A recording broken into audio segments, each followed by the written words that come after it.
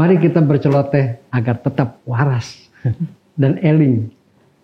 Kali ini kita akan membicarakan bukan hanya perlukah kita menabung, tapi bagaimana menabung yang cerdas dan cermat sehingga manfaatnya maksimum bisa kita peroleh.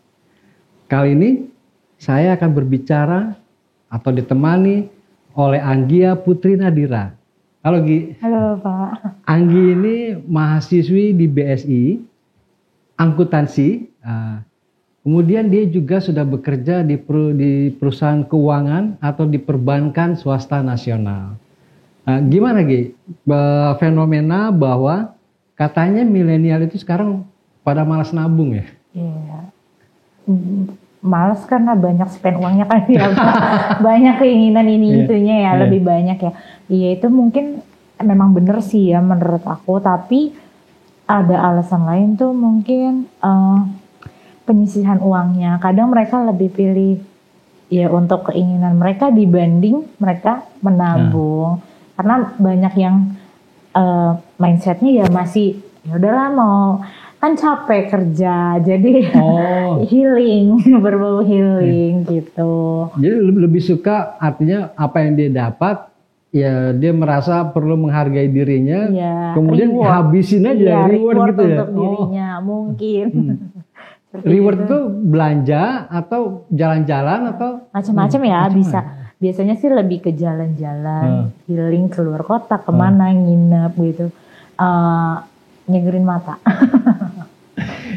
Pada malas nabung ya. Iya. Tapi mereka tahu nggak bahwa sekarang misalnya bunga tabungan itu 0, nah itu ya sebenarnya balik lagi. Maksudnya secara umum sih apa emang mereka aware tahu atau enggak? Ya memang kalau yang kita tahu saat ini yaitu dia apa balik lagi bunganya kan hanya 0, berapa. Iya. Sedangkan di beberapa bank itu kita ada yang namanya kewajiban untuk ada potongan, ya ada potongan biaya apapun itu. Nah kalau kita lihat dari bunga yang kita dapat itu bisa menjadi minus tabungan kita, ya kan? Makanya mungkin itu jadi salah satu alasannya gitu. Ini PR besar sebenarnya buat kalangan perbankan ya. Pertama PR besarnya bahwa bisa jadi literasi keuangan pada kaum milenial itu masih belum mantap sehingga mereka merasa belum perlu untuk menabung. Kemudian juga PR besar lainnya itu biaya administrasi sementara tidak diimbangi dengan suku bunga yang sekarang itu sudah tinggal 0, sehingga kalau secara real kalau kita punya uang 1 juta misalnya dengan bunga 0, kita dapatnya kemudian dikurangi dengan biaya administrasi atau biaya lain, dikurangi lagi dengan inflasi, itu artinya nilai uang kita setiap tahun itu minus. Tapi kalau literasinya baik, kalau menurut saya literasi perbankannya baik, kejadian seperti ini, pemikiran seperti ini nggak akan terjadi. Kenapa? Kita ambil contoh, kita sama-sama punya uang 10 juta. Satu kita taruh di bank dengan bunga 0, kemudian dipotong biaya, katakanlah bunganya menjadi 0 beneran, bukan 0, lagi 0 beneran. Kemudian dipotong inflasi, katakanlah 3% karena ada kenaikan harga, maka nilai uang kita itu kan menjadi berkurang sekitar 3%. Kemampuan dia berbelanja untuk ditransaksikan. Tapi kemudian kita tidak menggunakan uang itu, kemudian kita simpan di rumah. Nah, di rumah uang kita satu selain risiko sama-sama terkena inflasi, ada risiko rayap, ada risiko hilang, ada risiko tangan gatel. Tangan gatel itu ada duit cash, copot, hilang gitu. Tapi kalau di bank kan relatif lebih aman. Jadi tetap sebetulnya lebih aman di bank. Tapi persoalannya kan memang perbankan ini menjadi persoalan besar buat otoritas jasa keuangan maupun lembaga keuangan. Bagaimana literasi itu pada kelompok milenial yang mungkin karena kita sedang bonus demografi, ini mereka nih gemuk. Kita kan tenaga kerja kita ini kan sekarang gemuk di tengah nih. Seharusnya kita jauh lebih produktif. Nah, tapi kalau kita ngomongin tabungan kan sebenarnya bisa jadi menabung sebagai aktivitas atau tabungan dalam produk bank kan, gitu kan.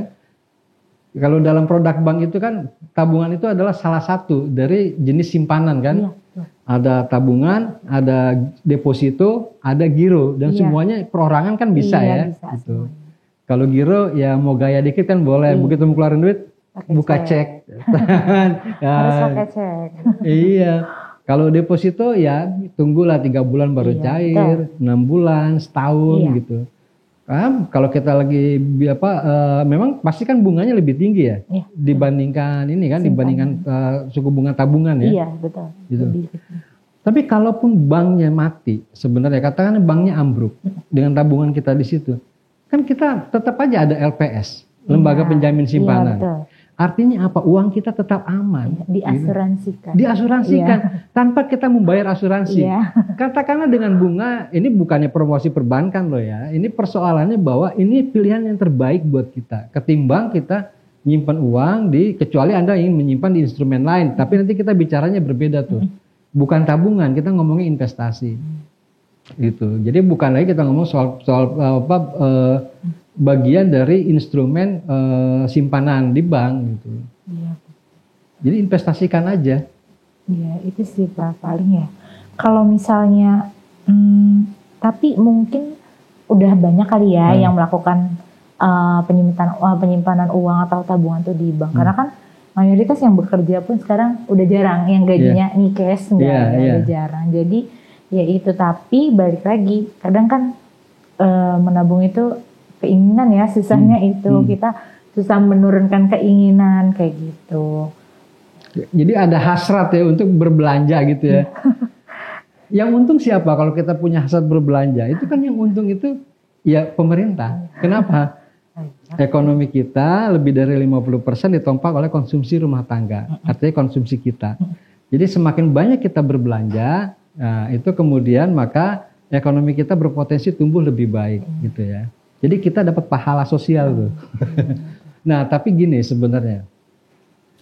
Prinsip dalam menabung itu kan sebenarnya untuk menyelamatkan posisi kita di masa depan. Jadi kita itu mengasuransikan diri kita lewat simpanan atau lewat aktivitas menabung. Nah, karenanya menurut saya menabung itu tetap menjadi penting. Selain tadi unsur keamanan, tapi juga kan sebenarnya kita kalau menabung, itu kan kita bisa cari instrumen atau katakanlah kita berinvestasi, investasinya yang aman, tapi instrumennya juga memberikan imbal hasil yang baik. Apa imbal hasil yang baik itu? Terutama dia ada di atas inflasi. Gitu kan? Inflasi itu kan sebenarnya penurunan nilai mata uang kita, nilai uang kita kan. Kalau inflasinya 3%, berarti kemampuan uang kita dibelanjakan dia berkurang 3% kira-kira gitu. Nah, sekarang kan inflasi kita rata-rata 3%. Kita jangan bayangkan ketika terjadi krisis kemarin lah. Kalau di 3%, artinya kita bisa cari instrumen investasi yang aman dan itu ada di atas 3%. Gitu. Banyak tuh Gi. Contohnya yang paling gampang itu ORI, obligasi retail Indonesia, atau surat berharga negara, surat utang yang diterbitkan oleh pemerintah. Sekarang kan kadang-kadang satuannya ada yang 1 juta, artinya kita bisa beli. Kemudian selain itu rata-rata bunganya itu terakhir kalau nggak salah tuh bisa sampai 6%. Kan udah bukannya kita hanya 0-0 tapi kita untung tuh 3%. Kemudian selain itu juga ya deposito masih bisa 0-0 lah ya gitu ya. Itu kan yang kita kira-kira kita membutuhkan waktu 1 tahun untuk dicairkan. Selain itu ada reksadana. Reksadana memang macam-macam. Ada reksadana pasar uang. Ini yang relatif lebih aman, tingkat risiko paling kecil, tapi imbal hasilnya paling kecil itu biasanya 4%. Reksadana. Iya, reksadana pasar uang itu kan karena uang itu ditaruhnya misalkan di pasar keuangan semacam surat berharga negara. Itu kan kalau kita beli reksadana itu kan investasi kolektif. Ada 10 orang beli reksadana di manajer investasi X misalnya gitu ya. Kemudian dia 10 orang ini dananya kalau semuanya pasar uang ditaruh di SBI, Sertifikat Bank Indonesia. Kan nggak mungkin Bank Indonesia gagal bayar. Kemudian di surat berharga negara, kan nggak mungkin pemerintah gagal bayar. Artinya betul-betul tingkat resikonya kecil. Kemudian ada juga yang namanya reksadana pendapatan tetap. Ya ini resikonya sedang lah. Biasanya sekitar 80% dananya itu diinvestasikan oleh manajer investasi itu di instrumen investasi yang memang berpendapatan tetap, deposito, surat berharga negara. Yang mau ngambil lebih gede lagi bisa, resikonya lebih tinggi. Ada reksadana campuran atau reksadana saham. Jadi uangnya itu betul-betul ditaruh di tempat saham. Tapi kan manajer investasi kita nggak bodoh. Dia udah punya historical, dia punya analisis, dia punya kapasitas untuk menganalisis saham-saham. Mungkin ditaruh saham, ada di saham LQ45, artinya saham-saham yang punya fundamental bagus. Mungkin separuhnya lagi ditaruh saham-saham yang dinamis gitu kan. Ya pada akhirnya yang dijanjikan adalah keuntungan. Nah, intinya adalah bahwa instrumen-instrumen ini menjanjikan imbal hasil yang lebih baik ketimbang kita menggunakan produk tabungan. Tapi produk tabungan itu menjadi penting kan, karena dari situlah distribusi gitu. Kita belanja obligasi retail, kita belanja reksadana, atau kalaupun kalau mau yang lebih jangka panjang, ya silakan taruh di emas misalnya gitu. Tapi sebenarnya mungkin saat ini belum mungkin pada tahu untuk di bank sendiri ada LPS ya Pak.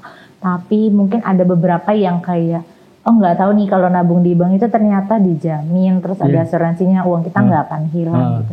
Nah berarti untuk saat ini tuh penting banget nggak sih Pak untuk nabung di bank? Ya tentu tadi yang sudah pasti kan uang kita kan gini, bank itu bayar iuran dari tabungan itu, mungkin saya nggak tahu persis berapa persen dia bayar, itu dia bayar ke LPS. LPS lembaga penjamin simpanan. Kalau di LPS sepanjang misalkan SPS menentukan kalau nggak salah sekarang suku bunga tabungan simpanan rupiah itu kalau nggak salah yang dijamin oleh LPS itu 4%. Artinya sepanjang bank memberikan suku bunga 4% ke bawah, kalau ada apa-apa terjadi pada bank, maka uang tabungan kita pasti diganti. Tapi tentu kalau nggak salah tuh LPS membatasi maksimum satu rekening kalau nggak salah 2 miliar ya. Iya. Nah kalau lebih dari 2 miliar, yang 2 miliar yang diganti, yang sisanya mungkin negosiable, mungkin nggak diganti gitu ya. Nah jadi artinya apa? Kalau kita nabung, bank itu periksa apakah dia anggota LPS atau tidak. Nah sepanjang dia menjadi anggota LPS misalnya gitu, ya sudah aman. Kalau dia menjadi anggota LPS. Kedua, di website LPS itu bisa dicek berapa sih suku bunga yang dijamin oleh LPS. Itu ada. Kita bisa tahu, misalkan LPS menjamin cuma 4%. Tiba-tiba kita ditawari 1 tahun 6% oleh sebuah bank. Nah, itu sebaiknya dicurigai. Atau, ya kalau mau gambling silakan. Tapi ingat, kalau bank itu ambruk, dia memberikan suku bunga di atas ketentuan LPS, maka dia pasti tidak akan diganti. Nah ini berisiko buat dia. Tapi sebenarnya secara umum kan kita sebenarnya naruh uang di bank itu bukannya kita untuk mendapatkan gain kan. Bukan untuk mendapatkan keuntungan. Tapi nyimpan uang di bank itu kan untuk aman. Nah, itu prinsipnya. Kalau kita ingin mendapatkan gain atau keuntungan, ya investasi. Investasi ada yang resiko rendah, resiko sedang, dan resiko tinggi. Tinggal pilih yang di mana. Semakin tinggi resikonya, imbal hasilnya pasti semakin tinggi, semakin besar. Tapi untuk saat ini, menurut Bapak tuh prefer yang mana? Kita emang gak usah nabung, kita investasi aja, atau memang kita tetap wajib nabung?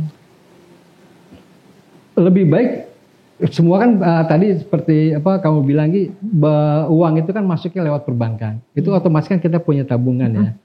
Nah kalau menurut saya yang namanya uang di tabungan itu kan kita bisa bagi-bagi. Artinya satu ada uang yang kita pakai buat belanja. Jadi nggak salah kita membuka beberapa rekening di bank ya. Ada uang yang kita pakai buat transaksi belanja karena sekarang makin berisiko beli cash, pakai uang cash, dan semuanya bisa gunakan dengan handphone segala macam.